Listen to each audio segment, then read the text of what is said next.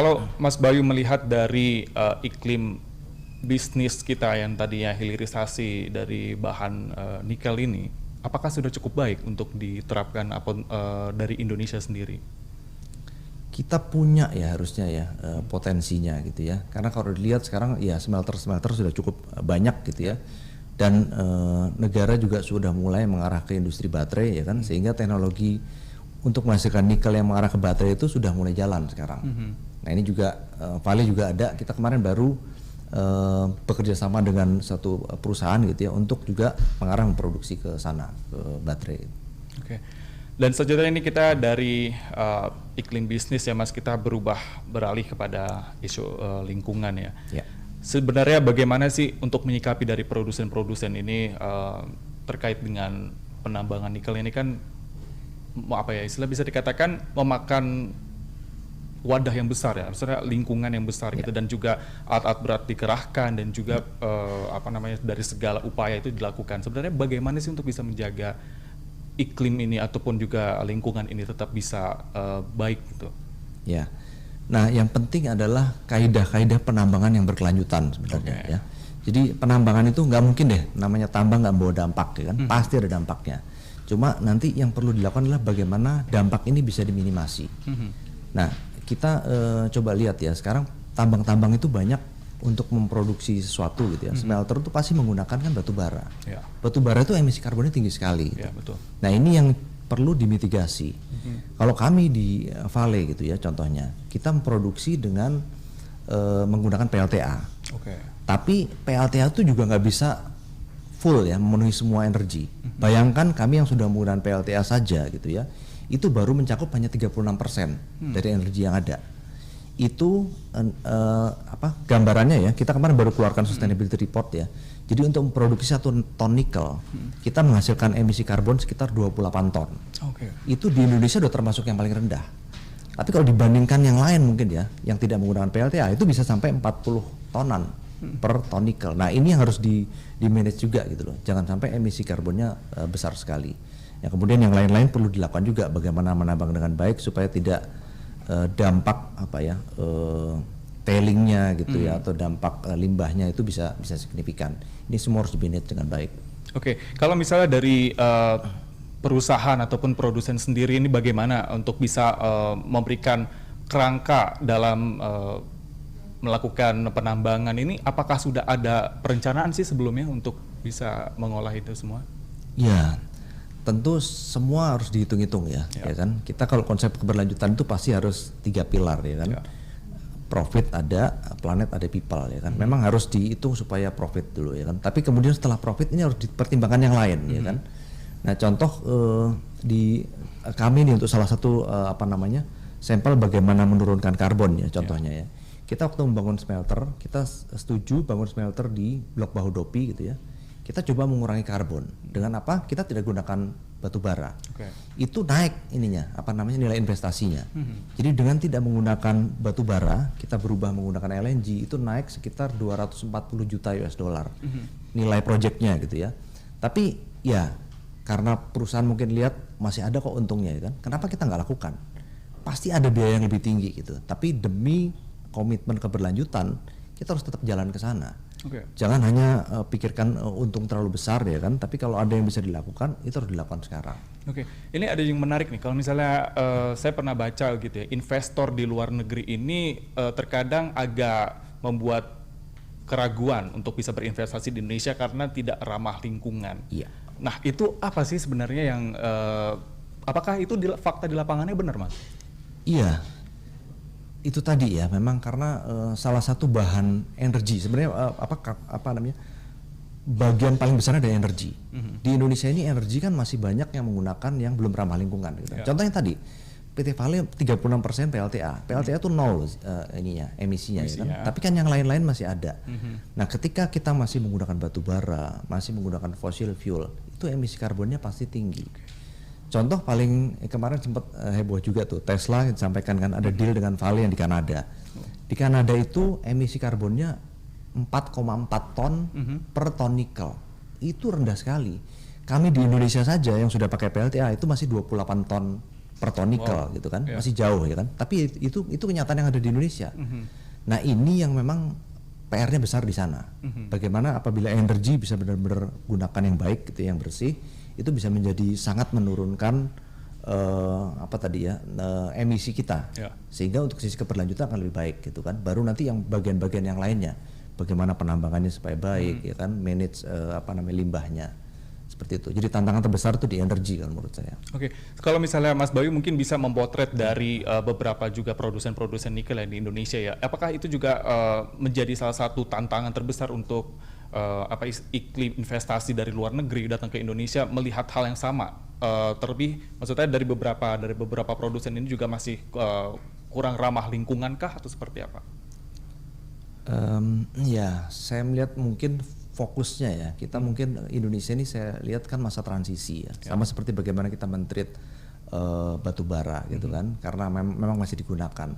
Mungkin sekarang tahapnya masih bagaimana supaya economic growth gitu, baru kemudian transisi ke arah energi yang lebih baik. Nah cuma mestinya kita segera mulai gitu ya, kita segera mulai, bisa kok dengan energi yang ada. Nah, contohnya kenapa kita beralih dari batu bara ke LNG misalkan. LNG bukan yang paling ramah lingkungan loh, ya kan? Tapi karbonnya kita coba hitung persatuan tertentu gitu ya, antara batu bara dengan LNG. LNG itu setengahnya. Jadi paling nggak karbonnya sudah kita turunkan setengah, tapi pasti biayanya lebih tinggi. Gitu. Ada biaya yang harus kita keluarkan gitu ya supaya menjadi produsen yang rendah karbon. Jadi ini tergantung komitmen dan niat juga sebenarnya. Kalau kita mau pasti bisa. Lalu bagaimana sebenarnya engagement dari perusahaan dan juga terhadap pemerintah ini dalam lapangannya seperti apa sih Mas?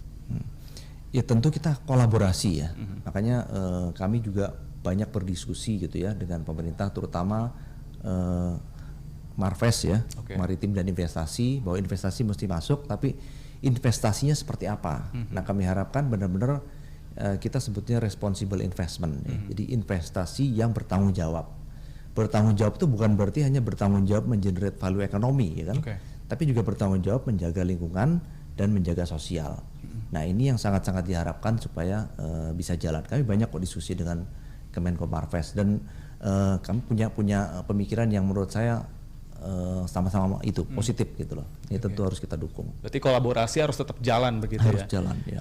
Ini kan juga tak bisa dipungkirin Mas, kalau misalnya di beberapa daerah di Indonesia begitu ya, ini kan sebenarnya banyak nih tambang-tambang ilegal ya. Dan tentunya juga itu bisa merugikan masyarakat sekitar dan juga perusahaan-perusahaan yang mungkin bisa dikatakan legal begitu ya. Nah ini tanggapannya seperti apa sih Mas? Iya, tentu harus kolaborasi tadi ya. Jadi perusahaan juga kadang-kadang kalau memanage sendiri gitu ya, ini ada yang tambang-tambang ilegal itu pasti nggak bisa ya kan. Pasti harus kerjasama dengan pihak-pihak yang berwenang ya kan. Nah kalau kita sama-sama kita bisa jaga ya kan, supaya yang ilegal ini tidak beroperasi, karena biasanya ilegal juga ini standarnya kan juga susah ya kan. Yang tadi sebenarnya kalau sudah berinvestasi, ada smelternya apalagi gitu ya, investasi sudah besar, tentu regulasi terapkan aja dengan ketat gitu kan, sehingga nanti bisa melakukan kegiatan operasinya dengan lebih tertata. Nah ini kerjasama ini yang menurut saya harus jalan gitu. Berarti apakah sebenarnya pengawasan di lapangan itu juga harus tetap dilakukan? Oh iya, iya. Kita sangat ya, kita juga sering sekali dikunjungi ya oleh SDM kan, prinsipal kita, Marves juga kunjungi untuk memang melihat bagaimana kita beroperasi. Dan tentu perusahaan harus terbuka gitu ya, ketika menerima masukan bagaimana ini ditata, ya kita harus sama-sama jalankan dengan baik, karena pasti ujung-ujungnya adalah buat kebaikan kita bersama ya, bukan hanya perusahaan mencari profit gitu kan, tapi ya buat kebaikan Indonesia. Kalau misalnya dari dari dampak lingkungan ini kan juga tentu harus ada pengawasan, tadi sudah disampaikan ya begitu. Nah kalau untuk di PT Vale sendiri bagaimana sih bisa mengelola dari limbah-limbah yang dihasilkan untuk dari produksi nikel gitu? Nah ini seperti apa Mas? Nah ini yang menarik, kita sih ingin ya undang mungkin banyak nanti teman-teman gitu yang mengunjungi ke sana di Sorowako ya. Itu satu sampel. Di Sorowako itu ada danau, Danau Matano. Ini Danau Purba gitu ya. Itu danau masih jernih airnya. Padahal kami beroperasi sudah lebih dari 53 tahun di sekitar situ. Jadi itu menunjukkan contoh benar-benar bahwa ketika pertambangan ini bisa dioperasikan dengan baik gitu ya, limbahnya tadi dijaga supaya nyampe ke danau itu sudah bersih airnya gitu kan, tentu akan terjaga. Nah ini praktek-praktek seperti ini tentu membuat ya kita sama-sama kan, karena danau ini danau kita ya kan, bareng-bareng bisa kita jaga, itu yang kita lakukan. Bayangkan perusahaan tuh sampai punya sekitar 108 pon ya. Jadi untuk limpasan air sebelum dari tambang itu lari ke danau itu kita proses dulu. Bahkan salah satu pemrosesannya adalah yang digunakan oleh PDAM. Jadi standar airnya yang keluar tuh udah kayak standar air minum gitu. Nah ini cara kita memanage supaya itu tetap terjaga.